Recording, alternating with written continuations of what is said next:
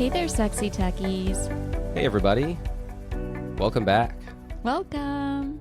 So, you know when you're going to watch a movie and sometimes you have really high expectations for that movie and it's easy for that movie to disappoint in that case. And then sometimes you go into watching a movie and you have like low or no expectations. Yeah. And then like sometimes that movie surprises you and you like it, right? Yeah. So today I want our listeners to go into this episode with low expectations. Oh, okay.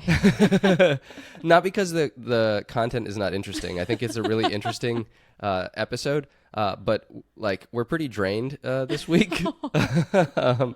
We've had a long week and weekend. We have. Kind of draining emotionally and physically. So we're here. We're here, but let's put the bar lower than a limbo bar. Yeah, let's just set it low, and maybe we'll surprise you.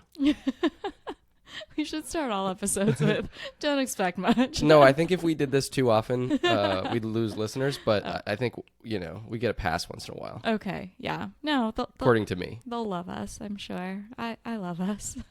Okay, so I wanted to tell the story of WeWork today. WeWork. Oh, like WeWork Spaces? Yeah, the company called, well, they used to be called WeWork. I think they changed their name at some point to the We Company. Oh, I didn't know that. Okay. But yeah, WeWork. So they were founded in 2010. They opened their first co-working space in New York City in 2011. So they're a co-working space company. Basically, the way that their business model works is they lease space. They lease office buildings from the owners of these large warehouses or buildings, and they build them out into a ton of like separate little offices, and then they rent those out to businesses. Right. So if you're not big enough to, like, let's say you're a 1-person or 2-person startup, you can go, rent an office just when you need it, or you can rent it monthly, but it's like tiny, just this tiny little space. And it was founded by 2 guys, Adam Neumann and Miguel McKelvey. We're not going to talk at all about Miguel today. Okay. Adam is like he was the CEO. He was, he just had this huge personality, and basically everything you'll ever read about is about this guy, Adam. Okay. So we're going to talk about him. Okay, let's talk about Adam. All right. So this wasn't like a novel concept. Like this wasn't brand new. Have you heard of Regus, like Regus offices? Yeah. Okay. So my company, when I was, a few years out of college, this was like back in 2008, 2009-ish. We rented a space in a Regus office building in metropolitan Washington, D.C. They did something very similar. They had office space. We rented, it was just a couple of rooms basically in this office building, and then they had a kitchen with a microwave, and anyone who rented space there could put stuff in the fridge, use the microwave, eat at the desks that they had in there. They had a little lounge area, that sort of stuff for all of the offices. Yeah, that was like shared space. Okay. Yeah. So WeWork was not like a brand new concept. What was new about it and what their differentiators were really in their marketing, and they were trying to create this like cool factor around WeWork. Okay. It was less corporate. So like they definitely looked cooler than a Regus office. Like a Regus office looked like office space. Right. Like you walked into office space. They were more modern. They kind of looked a little warehousey, sort of. They targeted startups. They tried to create like a community feel around them. Yeah. They had nicer furnishings, just more modern. And they really wanted to make it feel like this, like new sharing economy, like tech startup type thing. Have you ever used a WeWork space before? Yes. So we look for co-working spaces sometimes when we are just starting in a certain area or market or state.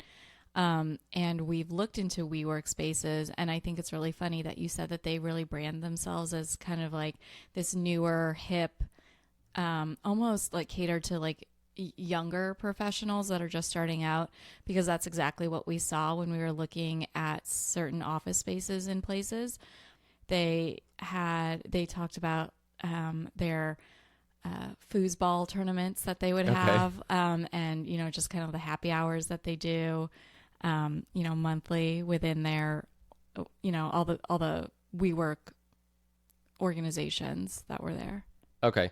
Yeah, I've used a couple of WeWorks also for different meetings. I think WeWork is kind of like the Kleenex of the co-working space. Right. Like people call it a WeWork, regardless of if it is a WeWork. That's true. Although most of them are, because they're just enormous. But I want to get into talking a little bit about Adam, sort of the central figure to this story. So Adam Neumann, he's been described as one of the world's greatest salesmen. And not necessarily in a positive way. I was just going to say. Interestingly enough, he wasn't really selling customers as much as he was selling VCs when he's described this way. So he had this extraordinary ability to, we'll get into this in the story, but like to convince very intelligent people that WeWork was something that it wasn't. And that it was worth way more than it actually was. So he would do this by, he took, from the very beginning, he would take investors around the WeWork offices. He'd show them like, oh, look, we've got beer on tap in our offices. Yeah. Here, take some tequila shots. He'd like make them feel like they were cool. They were like part of the experience, and that like they were building something for those people. And it was just this like really cool thing that they were doing. Yeah. And so like one reporter from the Wall Street Journal met with Adam, and they were talking and sort of like hitting it off, and like he was telling him the story about WeWork. And then Adam found out he was the reporter that covered real estate, which would make sense, right, for this type of company. Not to Adam. Adam was adamant that they were not a real estate company. Okay. He never wanted to call WeWork a real estate company. He didn't want anybody to refer to them as a real estate company. He said, we're not a real estate company. We're a community company, which is not really a thing. Yeah. But he was trying to sell this vision that they were a tech company, right? Like a tech-enabled community company. Well, because real estate's not as sexy as tech.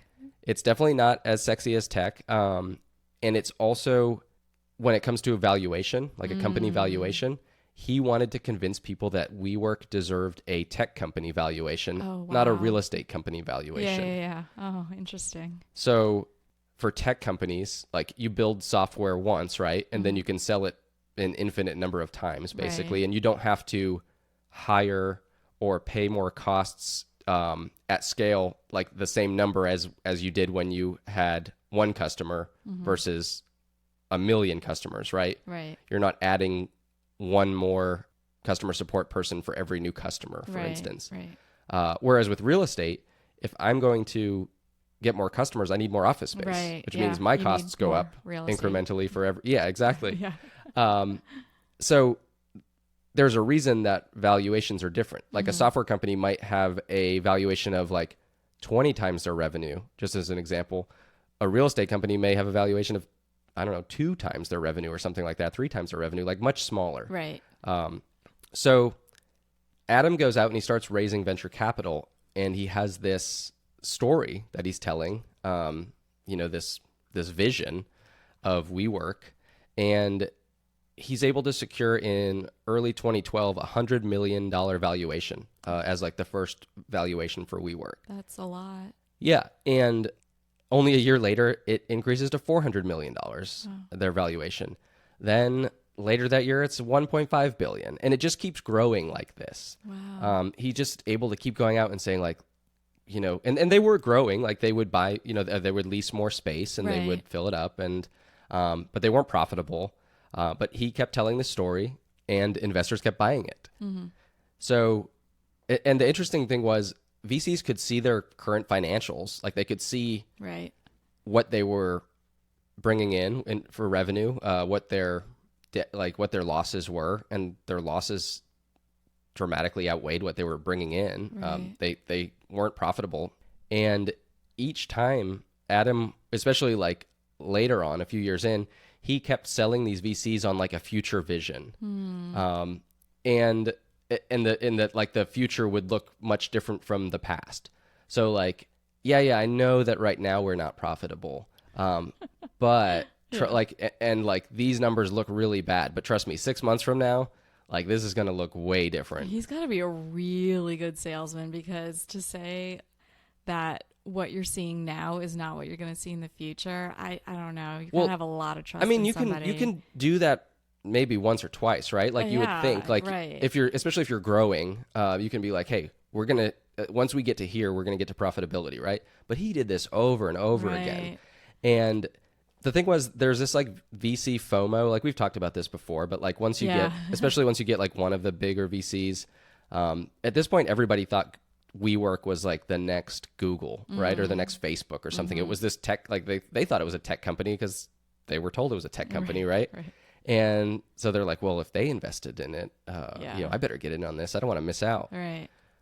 So every round, he's just convincing investors he just needs a little more money, which was a lot of money, not like a little more money, but and he was also saying he also was sort of pitching a little bit different of a vision each time too. Like he was going to change the course of the company a little bit, not like completely. They're not going to go away from the co-working spaces, but in like 2016, they started doing this thing called We Live, which is like apartments, co-living spaces. Wait, how is that different from just a regular apartment? More communal. So like there were more shared spaces, almost like dorm style. Oh, like there's a place where you slept, but then everything else is communal. I don't So know like why you have this tiny little room. I don't think that's fun. With like a Murphy bed. But they were nice looking, like they were modern. Right. And it was all about the community. It was like they went out and they found young and single people that, would be open to living in this kind of like, I don't know, real world. Yeah, right. No, absolutely. That's probably exactly what that is. Yeah. That's funny. So, that was like one of their sort of offshoots. It became clear that like that wasn't the thing. And then it was like, oh, but we're going to expand to China. And like, that'll be, that's what's going to make us turn profit. And like, then, that wasn't the thing. And it's like, oh, actually, we're going to also do schools. So they opened their own school called We Grow. And it was like, we're going to do this new take on education, this like private school thing. Yeah. So it was just all these different things, like these different stories. And it was like, eventually we're going to get there to profitability, and we're going to be huge. Right. And people kept buying it, which is kind of crazy to me. They did have this other thing that was kind of fascinating. They called it summer camp, like WeWork summer camp. Okay. But it was like this.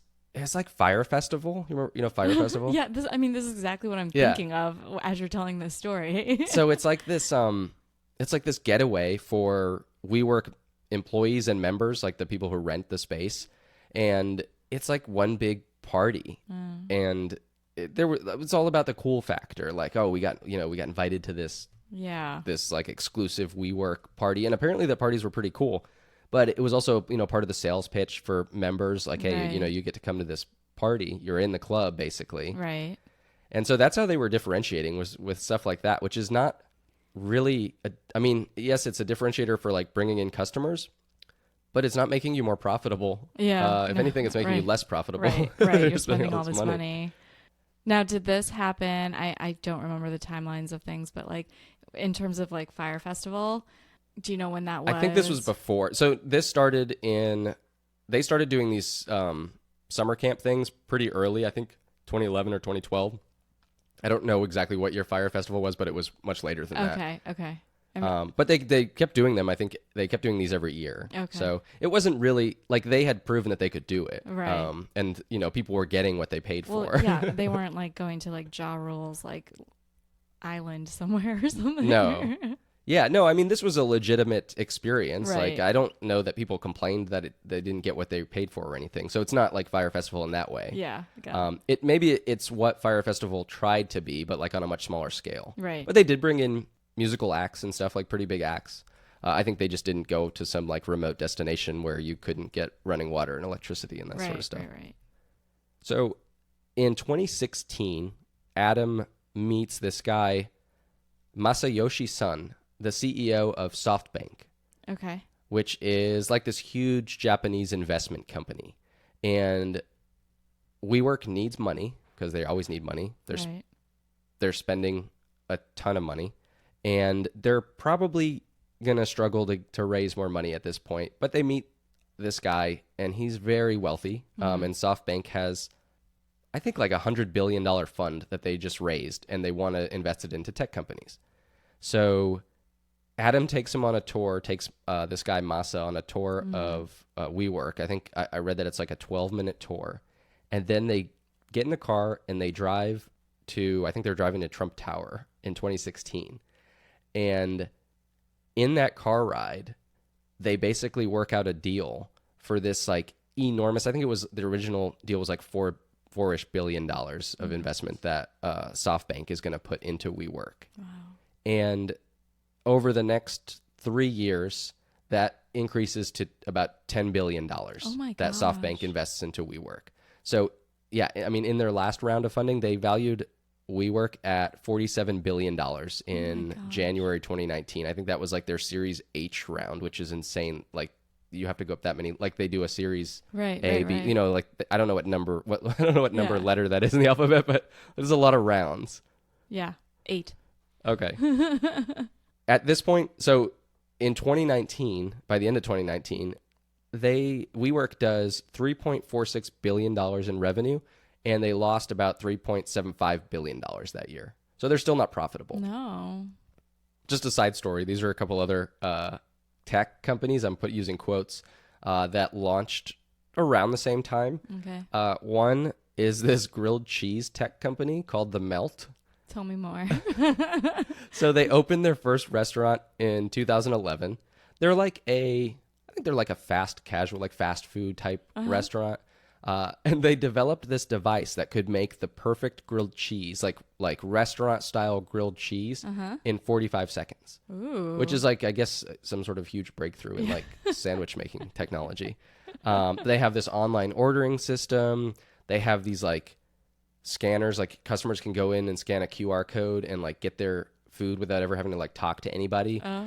So they did something similar. They're like selling this vision of like, oh, we created this like tech company, but it's a grilled cheese restaurant. Right. And so, I mean, they ran into some similar problems. Like they raised money. They raised from Sequoia, I think. But eventually, like, you keep raising money and then like your valuation is insane and no one's going to invest in it anymore. Yeah, and so that's what happened to them. Do you know Casper, the mattress company? I know Casper, the friendly ghost. Okay. So there's like this original like mattress in a box company called Casper. Okay. They kind of did something similar. I think they were founded in 2014, but they became very popular. They had like this very cool like online, this like digital marketing campaigns and stuff. I thought you meant they made grilled cheese. No. They were I'm still stuck on that. Sorry, did I say that they were a mattress company? No, you did. Okay. Yeah, but they said they did the same thing. No, like they were, trying to convince. I mean, they were able to convince investors they were differentiated enough that like they were somehow a tech company, but they were selling mattresses. Right. And like, how often do you buy a mattress? You're supposed to buy one once every 8 years or something, but like nobody does that. And even if you do, that's once every 8 years. Like that's not enough customers. You're actually just supposed to flip it after 8 years so you can get 16 years out of it. So like WeWork is not the only company that's done this, right? There's other companies out there that like have sold this vision that like we're gonna do something different to this like regular, this like non-tech thing, and we're gonna call it a tech company and raise it a tech company valuation. I haven't seen it work out well yet. Yeah. So I mentioned early 2019 they raised like this Series H round. So eventually they needed more money, right? Because they just kept burning money, lots of it. And the next time they needed more money, Masa didn't have it. So they had raised a few rounds from Masa and SoftBank, and he couldn't do it. Like he tried, drained him, and I mean he just the SoftBank investors just didn't have the appetite to like keep going. Oh, I see. So WeWork decided to go public, try and go public in 2019.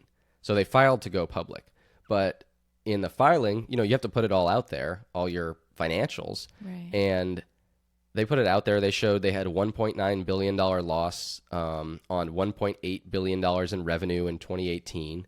So they were still not profitable. They were at it for 8 years at this point. It became clear that there was no appetite for this IPO from the public sector. Yeah. Like the people didn't want what they were offering anywhere near the valuation they were trying to get for it.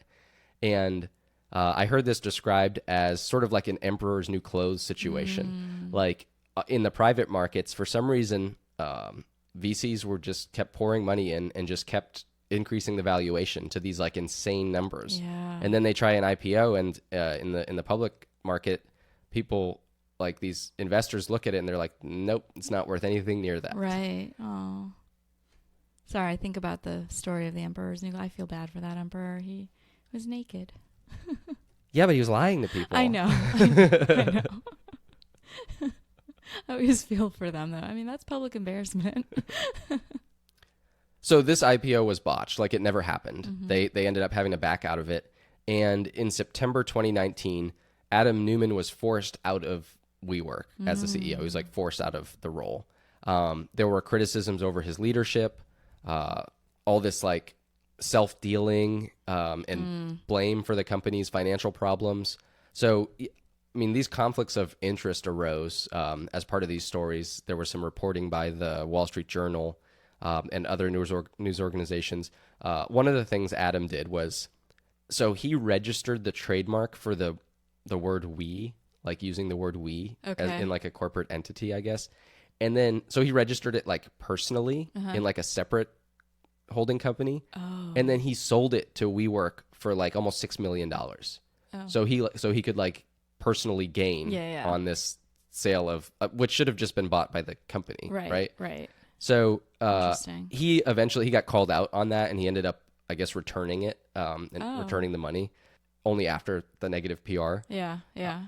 Also, it was estimated that Neumann took about $1 billion personally off the table from investments into WeWork. So in investment rounds, sometimes VCs will allow the founders to cash out some amount of money, especially in later rounds. Usually it's like, the company's doing well, maybe it's profitable, maybe it's not, but like there's a clear path, and it's to reward the founders because oftentimes they're taking pretty low salaries at the beginning. And this is like, okay, now you're set up, like, no matter what happens with this company, you've got a few $1 million or whatever it is. And so that happens sometimes. Yeah. He was able to take about $1 billion in all these different, like, total in all these different rounds.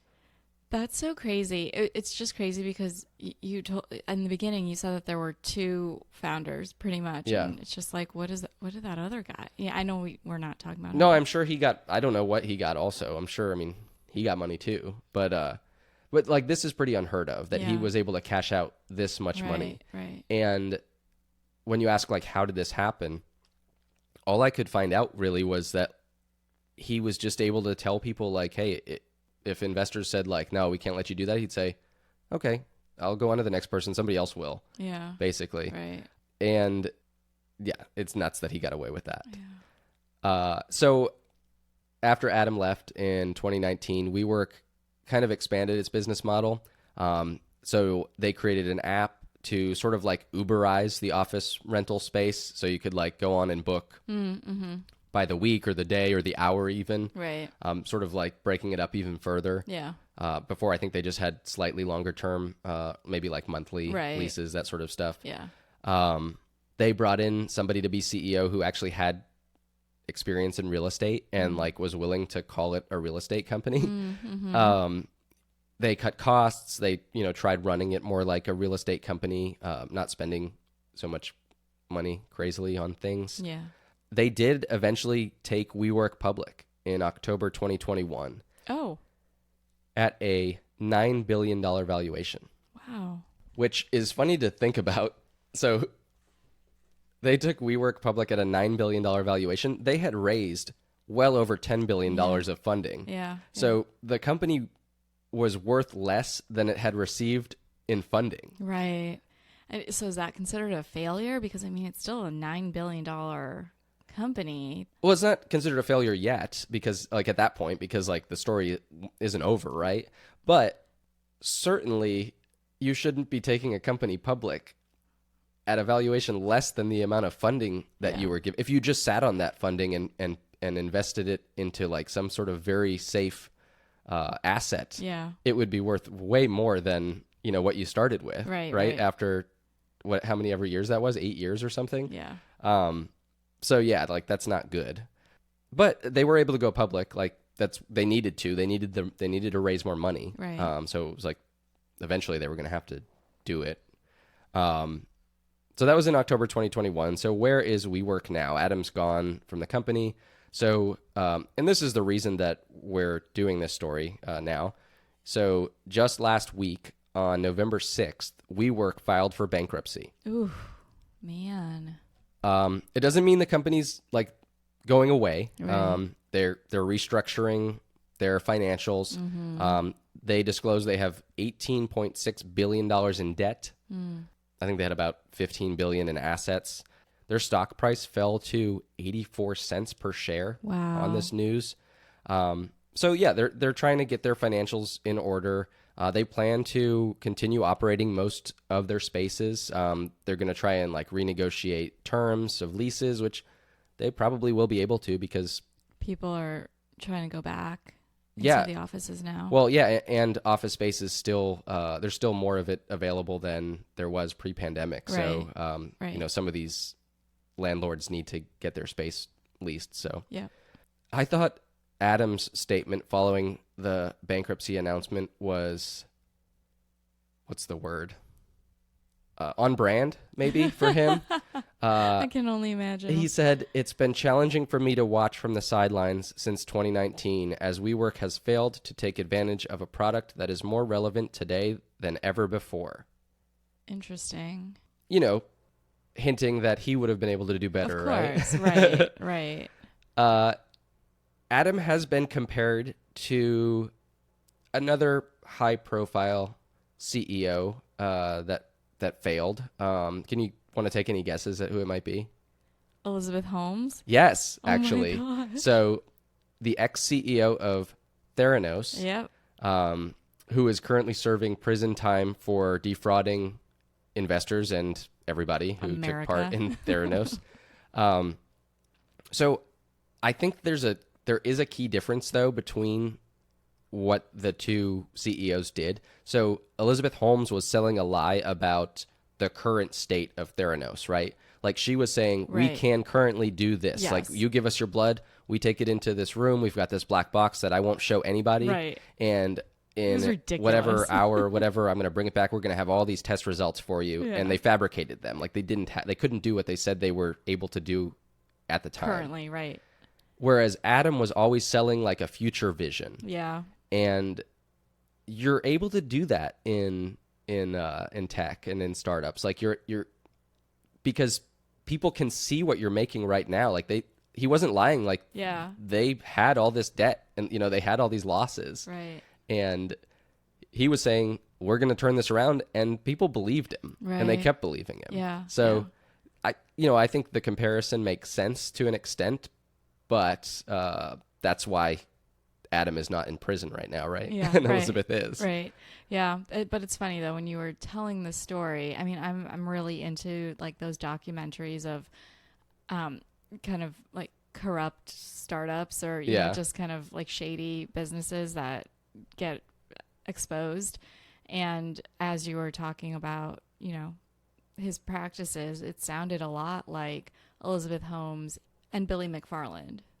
The Fire Festival guy. Yes. Yeah. Those are the two documentaries that like really stuck out to me. And I was like, you know, I can see him like that. Yeah. Well, I mean, Adam certainly, it seems like, mismanaged the money that was invested in the company. I mean, he pocketed $1 billion worth, but he was able, like he didn't, that wasn't defrauding anybody. They agreed to those terms. Yeah. Yeah. He just made it happen, even though it was a little smarmy. I think the lesson from all this is, you know, about WeWork and Adam Neumann. If it looks like a duck, right? You know that saying, if it swims like a duck, if it quacks like a duck? What is it? A fucking duck. Yeah. You would think so, right? Like, it looks like a real estate company, right? Yeah. Like, Nope, it's a tech company. Yeah, exactly. That's not a tech company. And for Adam, like, you know, he looks like the kind of a shady guy, like talks like a shady guy, like keeps losing your money. So what do you think Adam's doing now? Saying I told you so to everybody, sounds like. Like maybe just like sitting back there spending his billions? Yeah. False. So Adam started a new startup. It's called Flow. Adam describes it as a residential consumer-facing real estate company. He actually uses the word so he real estate embraced company it now. that time, yeah. So no one really knows yet exactly what this company is. Cool. It hasn't launched yet. Okay. There's a Fast Company headline from earlier this year that says they talked to Adam Neumann about Flow for a full hour, and and they still don't really know what it is. Supposedly it combines like the best of apartment renting and home ownership. So like, I don't know, maybe you rent, but you're also earning equity in something. Like nobody knows yet. Like the website for it's flow.life, it still says coming soon as of today, when I looked it up. Like, but like you would think like, oh, he must have to self-fund this because like who's going to trust this guy, right? With, you know, now. Also false. So Right. Andreessen Horowitz invested $350 million in August 2022. Although Adam is partially self-funding. Apparently he has put in a lot of his own money. I can imagine, hopefully they're going to be more strict on the terms of, you know, his being able to withdraw money at different rounds Right. you know, just spend, like, hopefully he's a little more checked this time, but like, I don't know how you go from, you know, what he did and, you know, that story to this. And you know, there's two sides to every story, right? Of course, right. Yes. But also, like, the tenacity of entrepreneurs is what people talk about. Like, if it was a successful company, we would be singing a different tune and being like, yeah, go for it, go for another thing. But because it failed, and we've spotlighted founders that have had failures in the beginning, and, you know, they start a new venture, and, you know, and that, because that second one is successful, we say, yeah, go for it. But, you know, seeing people who, I mean, even Billy McFarland from Fire Festival, apparently he's doing another Fire Festival.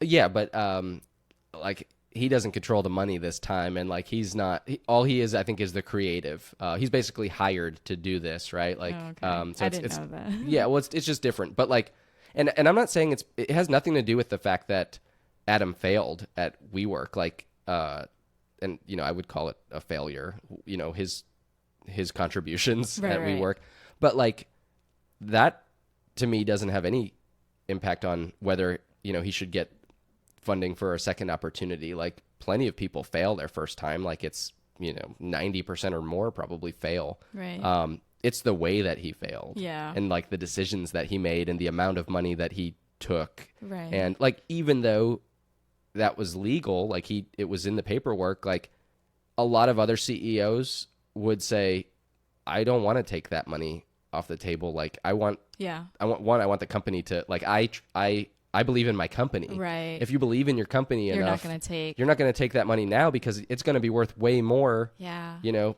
10 years from now, 5 years from now, whatever. Right. Like, if you're taking it now, it's almost like you're saying, well, I don't know what this money's not going to be worth more with me controlling it. Right. So, right. Yeah. Maybe he wasn't like used to like, eating ramen noodles. Maybe he like had more in his life that he wanted to spend his money on. Okay, we'll chalk it up to that. Okay, everyone, you're probably wondering why podcasters are always like, hit the subscribe button, means a lot. We'd really appreciate it. So if you don't know, more subscribers means more listeners to the podcast. Each episode, it's more likely that you're going to download a future episode. Also, in the charts, that helps a podcast to grow, to get more listeners, to be presented in front of a larger audience. Only about half or even less than half of the people who listen to the podcast each week are subscribed. So hit that subscribe button or that follow button. It will help the podcast to get more attention. It will help make sure that we keep giving it the attention that it needs to create a quality podcast that you all will hopefully continue to love. So hit that button. That's all we'll ask. All right, now I'm going to sell you on a vision. All right. Kind of the way Adam sold his little vision to people. All right. I might have to reset my fraudometer or whatever. Well, no, I mean, I'm pretty sure it's not going to work, but I don't know. So it just all came to me because I was talking to one of my best friends who lives in Chicago, and just in our conversation, we just came up with the most brilliant idea, we think, ever. Okay. But I just want to run it by you. So I'm sure it is.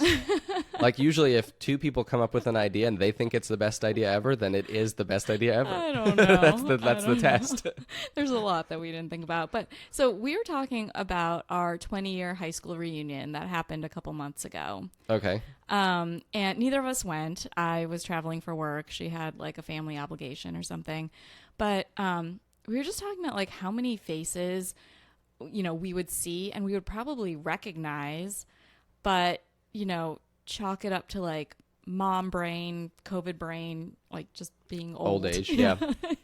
Well, I mean, also not having seen people for 20 years. Right. Yeah. Like we would probably be like, oh, I know that person. We would recognize their face, but like we probably wouldn't, know their names or like just blank on like what they've been up to or, any information that we've probably been fed like either through social media or like through the rumor mill to know anything about them.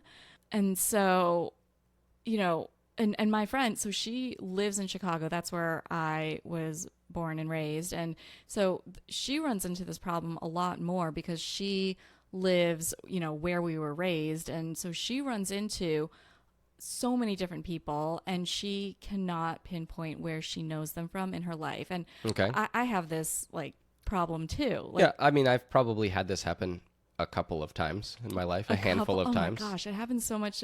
Well, I just don't know when you see the soccer mom friends on the soccer field, you obviously know who they are. But then when I run into them at the grocery store or like in the wild. Oh yeah. No, I see what you mean. Yeah, I see what you mean. Yeah, it's happened more than a few times. Yeah. Okay. Like when you see somebody in the wild, you recognize their face, but because they're not in the place that you associate them with, you can't figure out like who they are sometimes. Yeah. Or it may not fast enough. Right. Yeah. Yeah. And I just feel like the older you get, like the more you're like at a point in your life where there are just people from so many different phases in your life that like we just can't place them. Yeah. So my first feedback is you're selling me on the problem a lot. because like I get the problem. Because All I right. don't really know the solution. All right, I get it. But okay, but you know how like famous people, they have a handler when they go to events who basically just like tell them in their ear who they're about to approach and like Sure. do a quick like prep on who that person is so that they kind of, are familiar with them and can have a conversation with the interviewer. So we were just thinking it would be really cool to have that a tech component that's like almost a personal assistant that tells you who you're seeing basically. And maybe it is like AI generated where there's face recognition. Yep. And either it's connected to the web, which I understand is like a security issue or, whatever, or it could be, or you actually have an account with this thing and it can go into your socials and tell you how you're actually connected to this person. Yeah, so it still needs internet access. Yes. You're just saying it's like whether it's an open search on like the entire internet or just like looking at your social profiles and seeing who you're. Okay. Yeah. I gotcha. Yeah.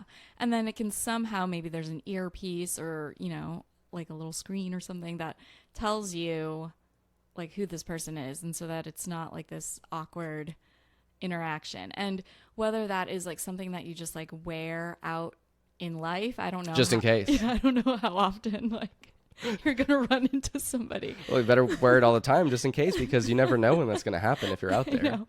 But I think even more so, like it could be something that's marketed to maybe like the reunion market, like schools that do reunions, and they're called like reunion glasses or something, and everybody wears them. How funny would that be though, if like you show up to your high school or college reunion or whatever, and they're like, here, put these on that way, and then everybody sees everybody wearing them and like looking at them, and then like, waiting a couple minutes to like get all the info, and then you approach. You'd be like, oh hey, May. Yeah. Class of, oh yeah, we're in the same class, right? Yeah. Well, so again, there's kinks in our plan, but we just thought that there's got to be something out there that will cut through the awkwardness of like, you're clearly like searching on your phone to figure out who this person is. Yeah. Before you approach them. But there's a more natural way of like, as you're walking up to somebody, you're being fed information that by the time you get to them, you guys kind of have been debriefed on each other. Yeah. Do you have a question for me? well, I mean, what do you think of that? And just also, I started to look at things that were already kind of built and out there, so that, to kind of justify to myself, well, maybe this is something that like can be created. Yeah. So I can't see this as like a standalone product, like where I would go out and buy anything, because this would have to be pretty expensive, right? Like it would have to be able to connect to the internet. So it actually probably just have Bluetooth to my phone, right? Yeah. And then my phone would be what connects to the internet, and gets the information. So like, but it's got to be able to do that. It's got to either be an earpiece or like glasses. Like I'm thinking Google Glass. Well, yeah. Yeah. But I'm thinking it's like an app on Google Glass or something. I never owned Google Glass. I don't even know if it had apps, but like, but yeah, because I wouldn't use it enough to like warrant buying a piece of technology for several $100s to do this thing. But if it was an app, and like, I don't know if it's paid like $1 a month or something like that, or like, I don't know where it's ad supported or something. Yeah. You're like walking up to someone and then an ad pops up and you're like, ah. Yeah, because I'm not going to wear this out. Like, I'm not going to use this like just in case. But like, maybe if you're at a reunion or something, I don't know. It's one of those ideas where like I can see the usefulness of it, but I don't know about the implementation. Like implementing it sounds difficult. And I don't know that you can sell somebody on the problem.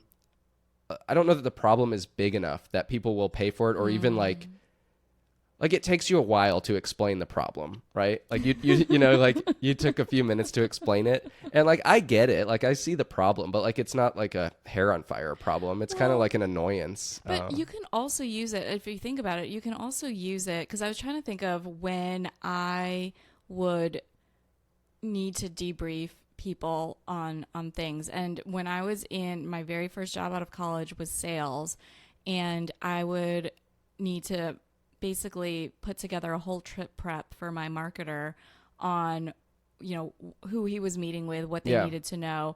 And it was, and every salesperson, when they're meeting with a potential client or, a prospect or something, it'd be nice for them to just kind of have this like intel of who this person is. So that's where I see it as more useful, is like in a business or intelligence community sort of role or use case. Like, and I mean, they use, I swear I've seen this in like James Bond movies or something where like he's wearing glasses and he'll look at somebody and all of a sudden he'll see in like, that font that they always use for like spies. Yeah. It like types across the screen. It's like DOS, like font still. Yeah. You would think with all the technology. Right. But it's like, he'll look at somebody and it'll say like, so-and-so, president of China or whatever, and like net worth, so such and such, and it's like dangerous. Like, well, all that's like, that's probably the information that you want, like the high level, like, but so like for that type of person, sure, like they need that information quickly, and like they're going to be willing to pay for it. And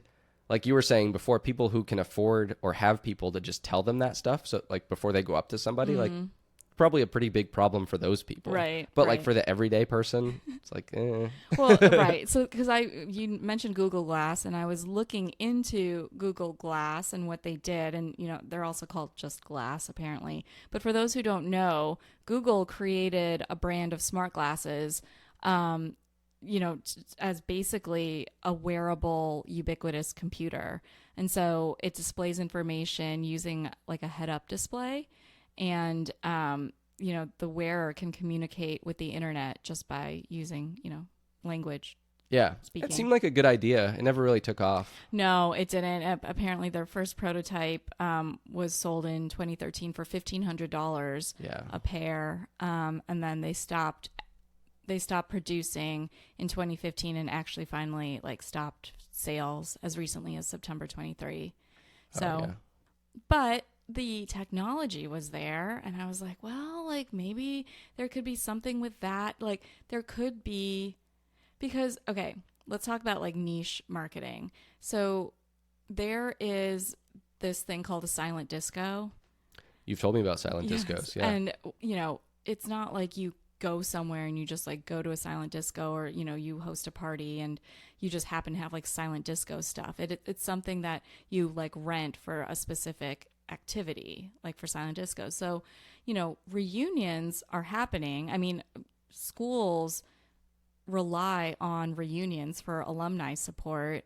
So if they're going to keep generating reunion events, then maybe that could be the market for something like this, as well as, a business and sales market. I could see it more, in that use case. If you can get an organization to buy a lot of them for a use case like that, that's probably a better strategy than mass market, hey, just in case you run into somebody and you don't know who they are. Right. But I don't know. That's just me, Yeah. No, you're hard the to predict realist. it's hard to predict these types of technological shifts that might happen. No, it's going to happen. I'm going to sell you on the future. Yeah. That sounds smarmy. All right. So, it could work, maybe yes, maybe no. But if anyone's listening and this appeals to them, I challenge you to start something. And I can guarantee you there's a girl in Chicago that will want to use it. What about a girl in Florida? Sure. Yeah, me too. Me too. Well, I'll see if my friend in Chicago finds it helpful first, and then I'll use it. This made me think of something else. If anybody out there has an idea that they want us to discuss on the show, DM it to us, and a business idea. Maybe we'll discuss it. Yeah, maybe we'll discuss it and debate it, and that could be interesting. Yeah, for the most part, I'm always going to agree with you. So, and now it's time for our hot mom of the week. Yeah, whoa, last time I checked, I'm still hot, real hot. Okay, so the hot mom of the week that I am going to spotlight this week, her name is Emily Ley. Have you ever heard of her? I don't think so. Let me look her up. What's her handle? It is at Emily Ley, Ley, on Instagram. Spelled with a Y or an IE? Oh, that's a good question. It's Emily with a Y, not an IE. Okay. All right. I got her. So she is the founder of her brand, Simplified. And as we were talking about just the craziness that WeWork kept building on, their plans for doing things in the future and all of these different components that they had, and just overcomplicating a system that was already happening, and how when Adam was kind of had stepped aside as a CEO and WeWork just kind of went back to its basics and became a real estate company and all of that, it made me think of how sometimes overcomplicating things is not the best thing for your life, and simplifying things is better. And so that's why I thought about Emily Ley. Okay. So Emily began in 2008 by designing monograms, logos, and stationery in her home office. She was pouring herself into her work, as most, very ambitious people do. 3 years later, with the birth of her son, she realized that her to-do list just continued to pile on and on top of itself, as, starting a family and, starting your own business can do. So her crowded schedule inspired her to do something that would become the very foundation of her company. So she created a planner. And have you ever used a planner? I don't know is that just a girl thing? I don't know. in my experience, I think more women use planners than men. I don't know why that is, but I don't. Maybe in college, I don't remember. Definitely not since then. Yeah. Yeah. I mean, like in grade school, like we all had assignment notebooks. Yeah. So I had a planner then when I was told I had to. Right. But yeah, no, not really since then. Okay. I mean, so there are planners out there in the market that definitely have all the bells and whistles, and I'm guilty of getting these planners that I don't just use for like the planning purposes. Like they have like different places where you have to like check and like do checklists. There's stickers, that's what appeals to me for some planners. Okay. Like I really like, the little Lily Pulitzer It's like an planner. accessory. Yes. Yeah. Yeah. I think that might be why it appeals more to women. Also, you have somewhere to you carry something with you that you can put it in Right. more often. Men, we just have our pockets. We don't have True. a purse or a bag that we usually carry everywhere. True. Yeah. So maybe that's why. But so she created a planner that was a lot simpler than a lot of the planners that are out there in the market. There's no stickers, there's no check boxes. There's just a lot more space to write and, plan out what you need, but, sectioned off in a very simplified way. She wanted something simple and beautiful, something that anyone can use. And so the Simplified Planner was born. So wait, this sounds like a notebook. Yeah, I How know. is this different from a notebook? I just thought you were going to say that. It's still dated. I mean, you still have your dates. You can thumb through the pages to see how far away something is and plan out from there. Okay. But it's just not. There are some places where it gives you a to-do list, a section to write out your thoughts and a reflection for the day. It's just too much. And so you could just kind of curate this however you want Okay. to. All right. I understand. So since then, she's grown her business to include writing books. She hosts a podcast now. She's a mom to 3, and of course, maintaining her successful Simplified Planner line, which has also grown in the space of journals, organizational tools, and decor tips. So, all of her content is about letting go of the overcomplicated and just simplifying your life to be better. Okay. I like the mission. Yeah. Simplified, and because she's kind of curated this lifestyle, it's become more than just a brand. It's actually, opened up to a community of women who offer each other support and encouragement on her like Facebook page and just in a lot of the content that she puts out. So one of her mottos is grace, not perfection. And that is something that I forget about a lot. And sometimes when I go back and I see, because I follow her and she'll post a meme that just says grace, not perfection. And it makes me remember to give myself grace, because not everything does have to be perfect, and to just let go of some of the things that aren't going to put me over the edge. Mm-hmm. I like that it sounds like she's like built a community, which is great. Also great business strategy. So yeah, that's pretty cool. Yeah. So follow her on Instagram. Her handle is Emily Ley, no spaces, EMILYLEY. And her TikTok, she doesn't have as much on TikTok, but her TikTok handle is Emily_Ley. Well, that's all we've got today. If you enjoyed the episode, hit the subscribe button. And reach out on social media. .coms And Hot Moms. signing off.